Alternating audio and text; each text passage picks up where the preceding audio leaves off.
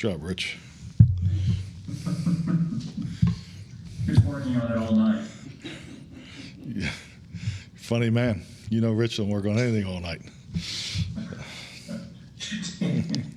And can you start with the New Year's Eve COVID update? Yes, we have one COVID positive today. Quentin Bohannon will be in the COVID protocol. And just in these last couple of practices, just where Tyron Smith is this week and your optimism and visibility to return Sunday. Tyron's taking all the reps both Wednesday and Thursday's practice. He'll be, full today would be his classification. So I look for him to stay right on schedule and be available Sunday would be the goal. Coach, Tony Pollard, is he back to full kick return duties, or are you still kind of going to spot using in that situation? I gave you Tyron, Clarence. I'm not going to give you Tony. So. Okay. Yeah.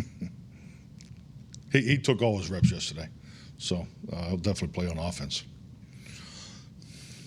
Mike, you talked to us about the way you had adjusted the schedule for Christmas. How does your schedule look this weekend leading into New Year's and with the game on Sunday? We will stay in a virtual mode. We'll be in virtual today, so the players will finish the meetings and come in for the mock game. And then tomorrow we'll stay in the virtual meeting space and then just start a little later with the lunch practice.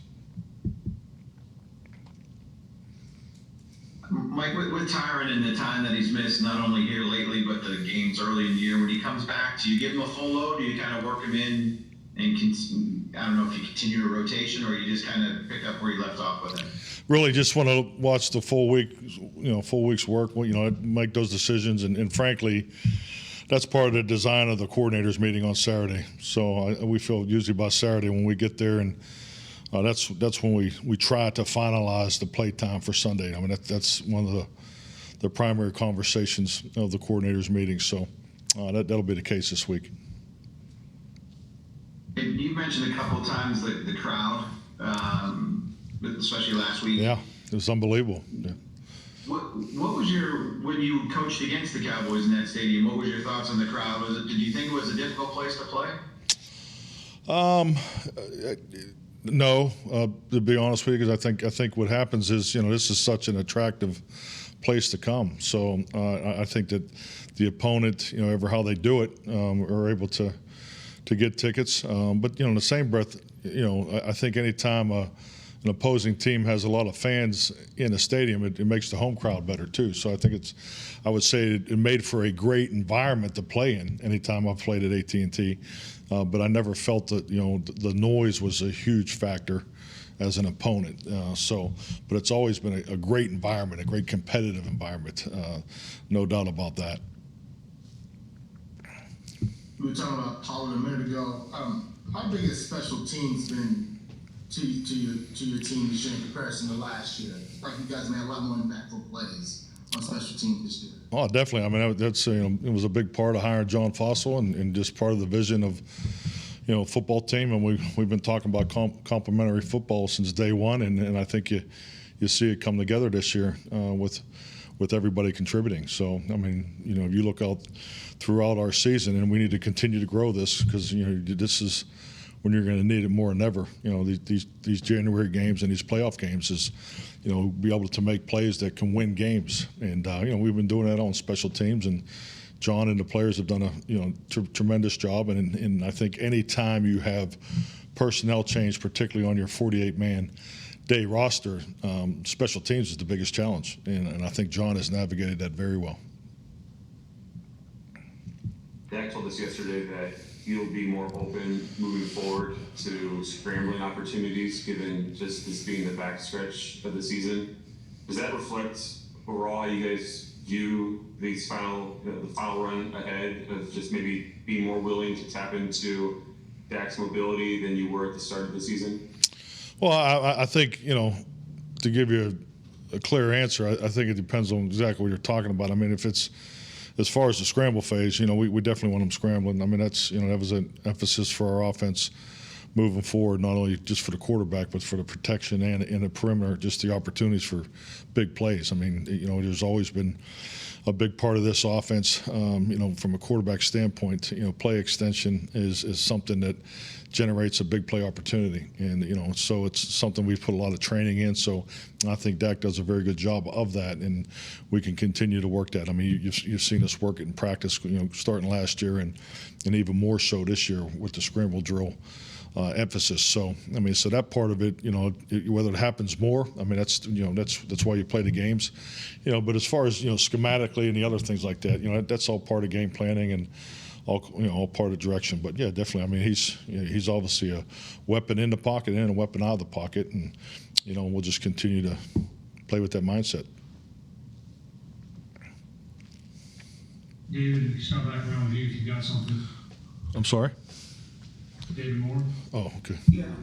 I know that thrills you to hear from me again. Do you feel, we talked about all the key players you've kind of gotten back in this stretch and your health. Is this as healthy as you've been as an overall team this late in the season and really in your coaching tenure in the NFL? Yeah, I mean, probably. I mean, definitely. I think the biggest thing, the way I look at it is, how competitive is it to be up on a 48, and that's a great position to be in as a head coach. It's a tough one because when you're sitting down healthy players, it's tough on those guys. But the fact that you're not, because I've been on the other side of it. I've gone through weeks where you only had 42 healthy guys, and you don't know who the last 4 or 5 guys are going to be. So, but this is definitely the position you want to be in because you want the competition during the week, and even with the COVID challenge that we're having, we've been so far been able to stay above that line. So, and I think it's very, very healthy for you. So yeah, this is an excellent position to be in.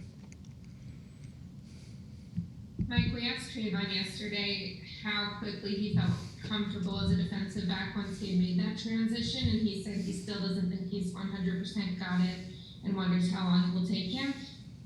How long, in your experience, when you've transitioned a player from position to position, what is that process like, and what does it reflect about his humility that he's speaking like that despite the season he's having? Well, I think, just the biggest thing is, it's a process. I mean, there's always a reason why you make a change and an adjustment. So, I mean, it's for the ability to create plays and to be part of a bigger picture, as far as what packages you're in. So, but yeah, I think it speaks volume about the individual, and I think clearly there has to be some patience because there's different eye disciplines, the spacing that you're in, the angles of the blockers and the drops are a bit different. So it's definitely something that takes an adjustment.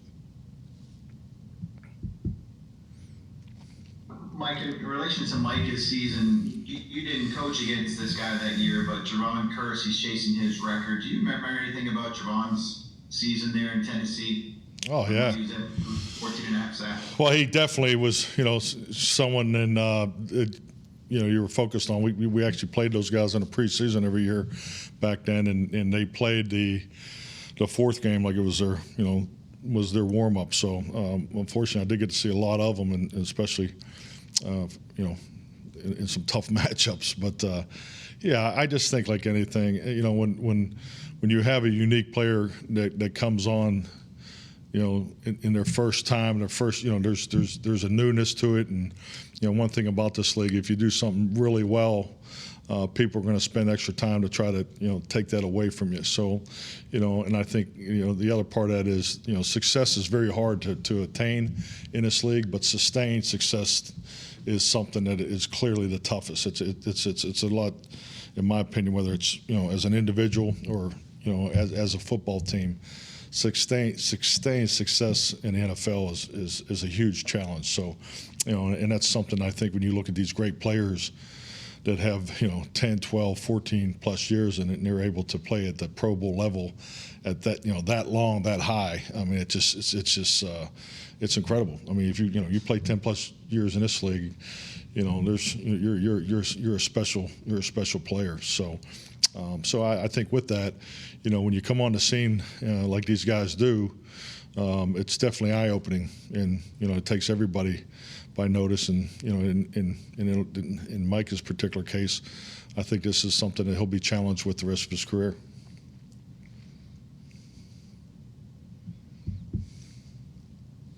Mike, will you be awake at midnight tonight? And if not, what will you be doing? Well, number one, I hope not, and but I will not be practicing when I'm preaching. So, no, I don't think I'll make it to midnight. But what would I be doing? I'll be obviously being entertained by a 10-year-old and a 13-year-old if I was up at midnight. So that's the extent of my late night social life. Clarence, you going to be up at midnight? That's the beginning of the social life. That's the beginning of his social life. I'll be up watching movies, having a drink. I'm gonna make a toast for you. There you go. There you go. I'll toast you right now. You got any New Year's resolutions? I have one clear professional one. It's to win. So keep it simple for you. Anything else? Thank you. Well, you guys need to get back in here for our Friday chat. Have a good day. Happy New Year's, everybody. Take care. Be safe out there. Clarence.